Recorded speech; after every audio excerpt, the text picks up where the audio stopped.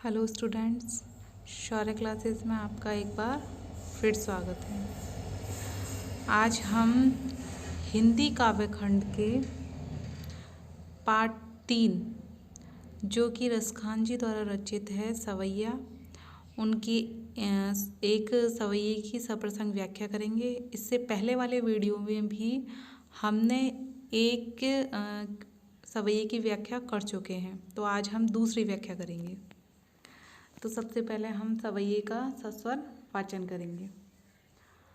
आज गई होती भौर ही हो रस खानी रही बई नंद की भौ नहीं वाको जियो जुग लाख करोड़ यशोमती को सुख जात कहियो नहीं तेल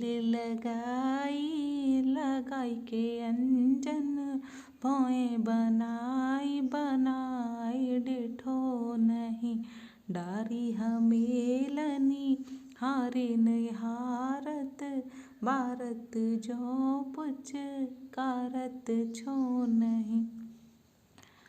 तो इसके बाद हम शुरू करते हैं व्याख्या। तो व्याख्या लिखने के लिए सबसे पहले हम लिखेंगे संदर्भ। संदर्भ के आगे मैंने लिख दिया है पूर्ववत। प्रश्न 1 पूर्ववत का मतलब है इससे पहले जो मैंने प्रश्न 1 जो व्याख्या की थी मानुष हो तो वही रसखानी, उसमें जो संदर्भ लिखा है वही संदर्भ आपको सेम ऐसा ही यहाँ लिखना है। तो यहाँ संदर्भ लिखने के लिए आप इससे पहले वाले वीडियो को देख सकते हो। इसके बाद आता है प्रसंग। इस पद में कवि ने श्री कृष्ण के प्रति यशोदा के वात्सल्य भाव का चित्रण किया है। फिर आती है व्याख्या। एक गोपी दूसरी गोपी से कहती है कि हे सखी, आज गई होती भौर ही हूँ। आज गई होती यानी कि गई थी, गई का मतलब गई और होती का मतलब थी। भौर ही हूँ, भौर का मतलब होता है प्रातःकाल और हों का मतलब है मैं। अब वो जो एक गोपी है दूसरी गोपी से कह रही है कि मैं आज प्रातःकाल के समय गई थी। कहाँ गई थी? रही बई का मतलब होता है प्रेम में डूब गई मतलब डूबी हुई। किसके प्रेम में? श्री कृष्ण के प्रेम में। नंद के भोनई यानी होता है भवन। नंद के भवन में गई थी। अब इस लाइन का पूरा एक साथ अर्थ देखिए। आज प्रातःकाल के समय श्री कृष्ण के प्रेम में मग्न हुई, श्री कृष्ण के प्रेम में डूबी हुई मैं नंद जी के घर गई थी। एक गोपी दूसरी गोपी से कह रही है इस बात को। फिर कहती है मेरी कामना है कि वाको जियो जुग लाख करोड़। वाको यानी उसका किसका? माँ यशोदा का। तो उनका पुत्र श्री कृष्ण जियो जुग लाख करोड़, लाखों करोड़ों युगों तक जीवित रहे। जुग का मतलब युगों तक।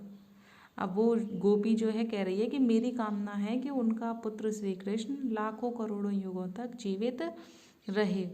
यशोमती को सुख जात कहियो नहीं। यशोमती यानी माँ यशोदा का सुख जो है उसके बारे में जात कहियो नहीं, कुछ कहा नहीं जा सकता। अर्थात उनको अवर्णनीय सुख की प्राप्ति हो रही है। अवर्णनीय का मतलब जिसका कोई वर्णन नहीं किया जा सकता, ऐसा सुख माँ यशोदा को मिल रहा है।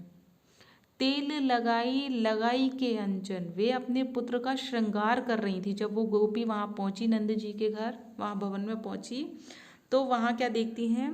माँ यशोदा अपने पुत्र का श्रृंगार कर रही हैं। तेल लगाई के अंजन, वे श्री कृष्ण के शरीर पर तेल लगाकर, और लगाई के अंजन यानी अंजन होता है काजल, आँखों में काजल लगा रही थी। भौहें बनाई डिठो नहीं। भौहें, उन्होंने उनकी सुंदर सी भौहें संवार कर बुरी नज़र से बचाने के लिए, डिठो नहीं होता है टीका, माथे पर काले रंग का टीका जो है वो लगा दिया था।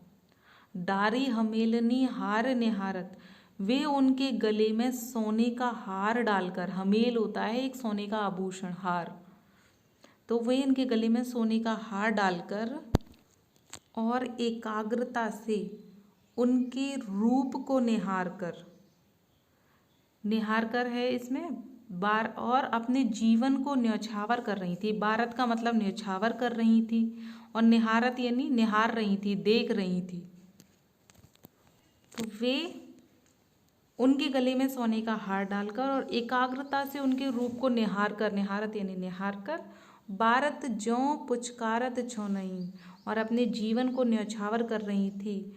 और बारत यानी कि न्यौछावर करते हुए, और पुचकारत यानी पुचकार रही थी प्रेम आवेश में बार बार, और छोनई यानी अपने पुत्र को प्रेम के आवेश में आकर अपने पुत्र को बार बार वो पुचकार रही थी। छोनई होता है पुत्र और पुचकारत यानी पुचकार रही थी। इसके बाद आता है काव्यगत सौंदर्य। प्रस्तुत छंद में माता यशोदा के वात्सल्य भाव और श्री कृष्ण के प्रातःकालीन श्रृंगार का अनुपम वर्णन किया गया है। इसमें भाषा है ब्रज, शैली है चित्रात्मक और मुक्तक, रस है वात्सल्य, छंद इसमें प्रयोग हुआ है सवैया, अलंकार यमक और अनुप्रास अलंकार, और गुण है इसमें प्रसार। इसी के साथ व्याख्या यहीं समाप्त होती है। धन्यवाद।